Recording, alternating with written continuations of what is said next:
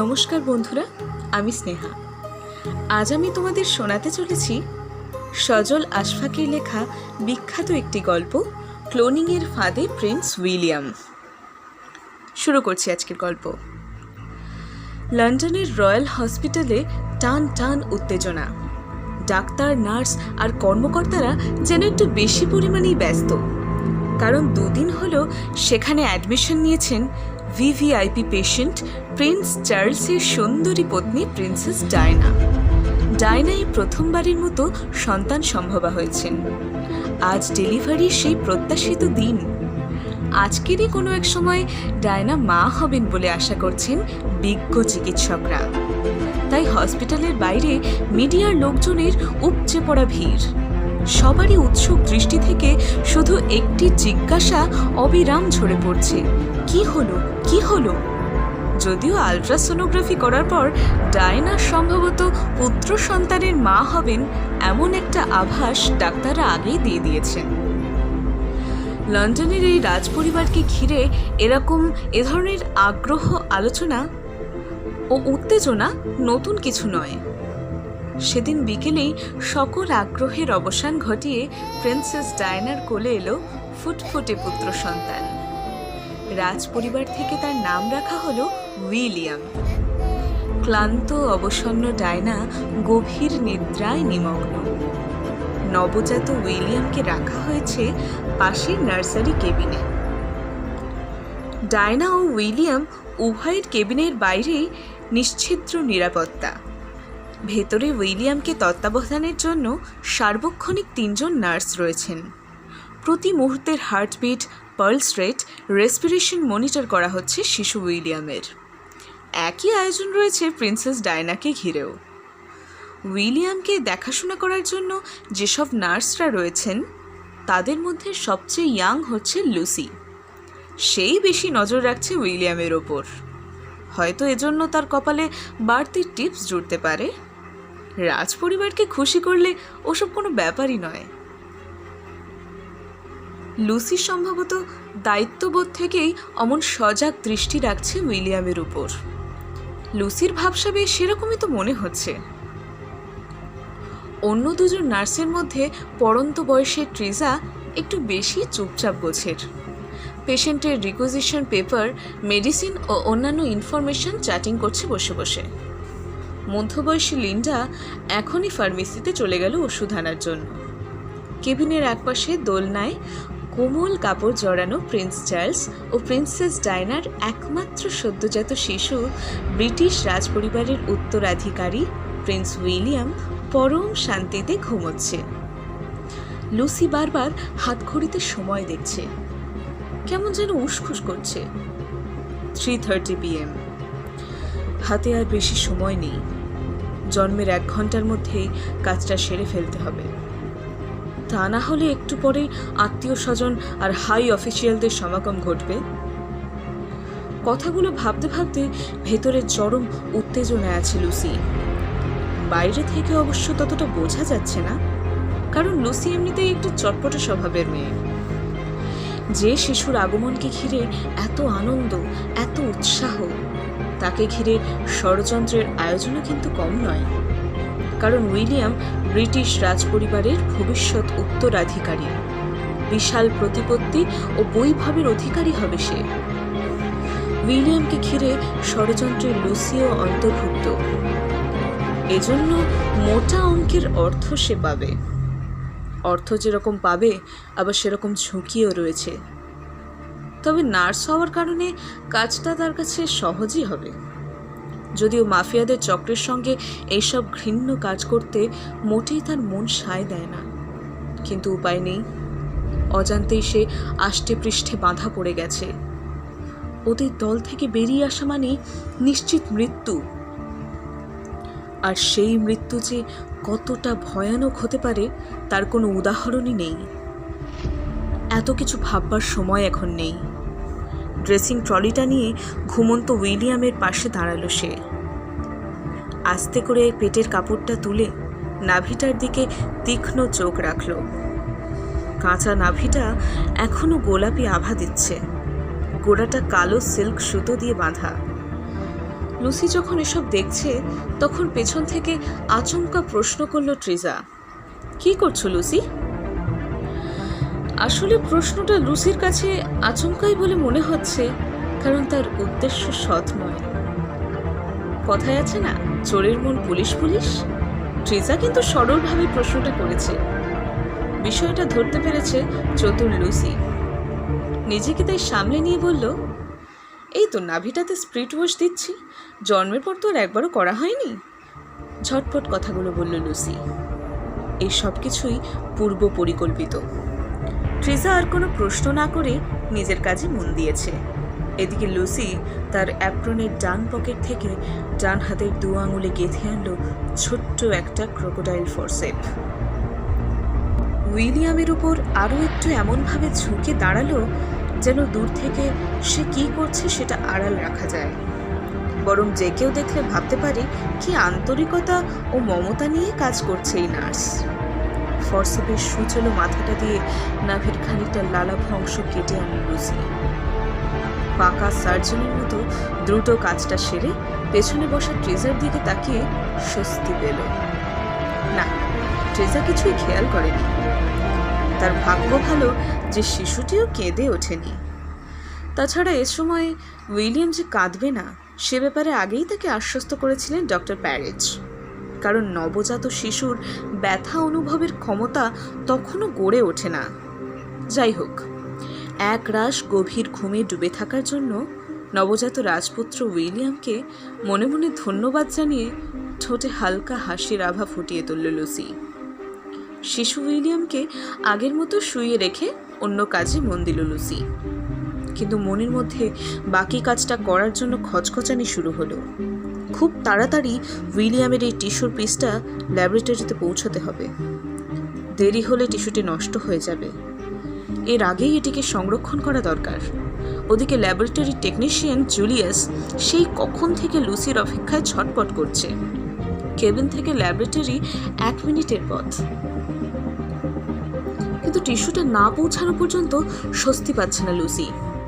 টেনশনে এসি রুমে বসে কখন যে ঘেমে নিয়ে উঠেছে খেয়াল করেনি। টেনশন লুকানোর জন্য তাড়াতাড়ি ট্রেজার দিক থেকে মুখ ফিরিয়ে নিল লুসি। টিস্যু পেপার দিয়ে গোপনে মুখের ঘামটুকু সরিয়ে নিল। অযথায় মনিটর নিয়ে নাড়াচাড়া করে কাজের ব্যস্ত ভাব আনার চেষ্টা করল লুসি। ঠিক তখনই কেবিনের দরজা খোলার শব্দ হলো। ভেতরে ঢুকলো লিন্ডা, হাতে সামান্য কিছু ওষুধপত্র, গজ ব্যান্ডেজের কৌটো ইত্যাদি। লিন্ডাকে দেখেই উদ্বিগ্ন লুসি বলে উঠল, কি ব্যাপার, এত দেরি হলো যে? কই না তো, ঠান্ডা উত্তর দিল লিন্ডা। আসলে লিন্ডার বিশেষ দেরি হয়নি, তবে লুসিরই দেরি হচ্ছে টিস্যুটা জায়গা মতো পৌঁছাতে। প্রতিটি সেকেন্ড এখন মূল্যবান। বাকি কাজটুকু শেষ করার জন্য ভেতরে ভেতরে মরিয়া হয়ে উঠছে লুসি। লিন্ডা ফিরে না আসলে ট্রিজাকে একা রেখে লুসিও কেবিন থেকে বেরোনোর সুযোগ পাচ্ছিল না। তাই লিন্ডার জন্য অপেক্ষা লুসির আর সহ্য হচ্ছিল না। তাই তো মুখ ফসকে অমন একটা ফালতু অনুযোগ করে বসলো লিন্ডাকে। যাই হোক, লিন্ডাকে আর বেশি কিছু বলার সুযোগ না দিয়েই কেবিন থেকে বেরিয়ে যেতে যেতে লুসি বলে গেল, যাই ল্যাবরেটরি থেকে ব্লাডের রিপোর্টটা নিয়ে আসি। লিন্ডার কাছে লুসির এই হঠাৎ প্রস্থান মোটেই স্বাভাবিক মনে হয়নি। লুসির প্রস্থানের গতি লক্ষ্য করে খানিকটা তাকিয়ে ভ্রু কুঁচকে সন্দেহটা ঘনীভূত করার চেষ্টা করে ট্রিজার উদ্দেশ্যে বলল, আচ্ছা ট্রিজা, ল্যাবরেটরির রিপোর্ট তো ওরাই সময় মতো দিয়ে যায়। তাছাড়া ভিআইপি কেবিন, রিপোর্ট কালেকশনের ব্যাপারে লুসির এত আগ্রহ কেন বলো তো? ও কিছু না, এটা যৌবনের ধর্ম। রিপোর্টটা হচ্ছে ছুতো, হয়তো জুলিয়াসকে মনে ধরেছে, সেরকমই তো শুনি বলে দুষ্টু হাসি হাসলো ট্রিজা। অন্যের দোষ খুঁজে পাওয়ার আনন্দে লিন্ডা কিছুটা খুশিই হলো। ঠোঁটটা উল্টিয়ে চোখের টিপ্পনির চাহনি এনে টেনে টেনে বলল, ও তাই বলো। জুলিয়াস টিস্যু প্রিজার্ভ করে সেদিনই পৌঁছে দিল ডক্টর প্যারেজের কাছে। ডক্টর প্যারেজ তাকে ধন্যবাদ জানালো। একইভাবে জুলিয়াসও মনে মনে ধন্যবাদ জানালো লুসিকে। বিশাল ল্যাবরেটরিতে বসে কাজ করছেন ডক্টর প্যারেজ। মায়ানমারের দুর্গম পাহাড়ি অঞ্চলের আন্ডারগ্রাউন্ডে গড়ে তোলা হয়েছে অত্যাধুনিক এই ল্যাবরেটরি। সারা বিশ্বের মাফিয়াদের সেন্ট্রাল ল্যাব বলেই পরিচিত এই গবেষণাগার। বিশ্বের সেরা 20 জন গুণী বিজ্ঞানীকে এখানে আটকে রাখা হয়েছে। মাফিয়া চক্র তাদেরকে দিয়ে বিভিন্ন অসাধ্য কাজ করিয়ে নিচ্ছে। এইসব বিজ্ঞানীদের সবাই বাইরের পৃথিবীর কাছে অপঘাতে মৃত ব্যক্তি হিসাবে পরিচিত। কারো কারোর লাশই পাওয়া যায়নি, আবার কারোটা পাওয়া গেলেও শনাক্ত করা যায়নি। প্রকৃতপক্ষে এরা কেউই কিন্তু মরেননি, সবই মাফিয়াদের কারসাজি। সাজানো দুর্ঘটনা ঘটিয়েছে সবার ক্ষেত্রে। ঘটনার পর বিজ্ঞানীদের কাপড় চোপড় পরিয়ে ফেলে রেখে গেছে ছিন্ন ভিন্ন অন্য কারো লাশ, যেন চেনারই উপায় না থাকে। এদিকে পরিবার পরিজনকে হত্যার ভয় দেখিয়ে মাফিয়ারা বিজ্ঞানীদের কাছ থেকে কাজ আদায় করে নিচ্ছে। শুধু যে ভয়ই দেখায় তা নয়, মাফিয়াদের কথা মতো কাজ না করে 2-1 বিজ্ঞানী ইতিমধ্যেই স্ত্রী সন্তানকে হারিয়েছেন। এইসব ঘটনা সবাইকে বিচলিত করে। ডক্টর প্যারেজও ভীষণ ভীত হয়ে পড়েছেন। স্ত্রীপুত্রের কাছে মৃত ব্যক্তিত্ব ডক্টর প্যারেজ স্ত্রীপুত্রের জীবন রক্ষার্থে মাফিয়াদের মন জুগিয়ে চলেছেন। জেনেটিক্সে ডিএনএ সম্পর্কে নতুন তত্ত্বের বাস্তব প্রকাশ ঘটাতে তিনি এখন ব্যস্ত। তার ক্লোনিং থিওরির খবর পেয়েই মাফিয়ারা তাকে কিডন্যাপ করেছে। শিশু উইলিয়ামের টিস্যু এনে ক্লোন করতে বলা হয়েছে তাকে। উদ্দেশ্য উইলিয়ামের মতো হুবহু আরেকটি উইলিয়াম তৈরি করা। নকল প্রকৃত উইলিয়ামকে আসল উইলিয়ামের জায়গায় বসিয়ে ব্রিটিশ রাজপরিবারকে দখল করতে চায় মাফিয়া চক্র। বেচারা প্রিন্স উইলিয়াম অর্থাৎ আসল উইলিয়ামের করুণ পরিণতির কথা ভেবে শিউরে উঠছিলেন ডক্টর প্যারেজ। কিন্তু এত কিছু ভেবে কি লাভ? স্ত্রী পুত্রের জীবনের চেয়ে কোনো কিছুই এখন তার কাছে প্রিয় নয়। এখন তার কাজ একটাই, আর তা হচ্ছে ডিএনএ প্রযুক্তির মাধ্যমে ক্লোনিং করে আরেকটি উইলিয়াম তৈরি করা। আর সেই উদ্দেশ্যেই নিরাপত্তার চরম আয়োজনকে ফাঁকি দিয়ে সংগ্রহ করা হয়েছে শিশু উইলিয়ামের টিস্যু। এই টিস্যু থেকে ডিএনএ সংগ্রহ করে সেটাকে একটা নিরপেক্ষ চরিত্র দেওয়ার পরই শুরু হবে ক্লোনিংয়ের কাজ। দিন রাত চলছে এই ক্লোনিংয়ের গবেষণা। নিজের জীবন নিয়ে ভাবেন না ডক্টর প্যারেজ। স্ত্রীপুত্রের জীবন রক্ষার্থে আরেকটি জীবনের অস্তিত্ব সৃষ্টির কাজে মগ্ন ডক্টর প্যারেজ টেরই পাননি কখন যে 1 বছর পেরিয়ে গেছে। বাকিংহাম প্যালেসে প্রিন্স উইলিয়াম সবে হাঁটি হাঁটি পা পা করে একটু একটু হাঁটতে শুরু করেছে। অন্যদিকে তারই আদলে মায়ানমারে আন্ডারগ্রাউন্ড ল্যাবরেটরিতে বেড়ে উঠছে আরেকটি শিশু। ডক্টর প্যারেজ প্রিন্স উইলিয়ামের গবেষণা প্রায় শেষ করেছেন বলা যায়। সময় মতোই ক্লোন করা উইলিয়ামের জন্ম হলো। অজ্ঞাত এক মহিলা এই ক্লোনিং বেবির মা। মাফিয়া চক্রের আস্তানা 3 চিয়ার্স আনন্দে মেতে উঠল। ডক্টর প্যারেজের গবেষণা বাস্তবে রূপ পেল। কিন্তু এতে তিনি খুশি না হয়ে মন মরা হয়ে বসে রইলেন। আনন্দের হৈহুল্লোড় তার বুকে যেন শেল হয়ে বিঁধছে। আন্ডারগ্রাউন্ডের ছোট্ট এই কেবিনে হঠাৎই যেন দুঃসহ বিষণ্ণতা তাকে চাপটে ধরেছে। একটা অপরাধ বোধ তাকে কুড়ে কুড়ে খাচ্ছে। টেলিফোনের বোতাম টিপে আন্ডারগ্রাউন্ড ক্লিনিকে ফোন করে ক্লোন বেবি উইলিয়ামের খোঁজ নিল। ক্লোন বেবি উইলিয়াম বেশ ভালোই আছে।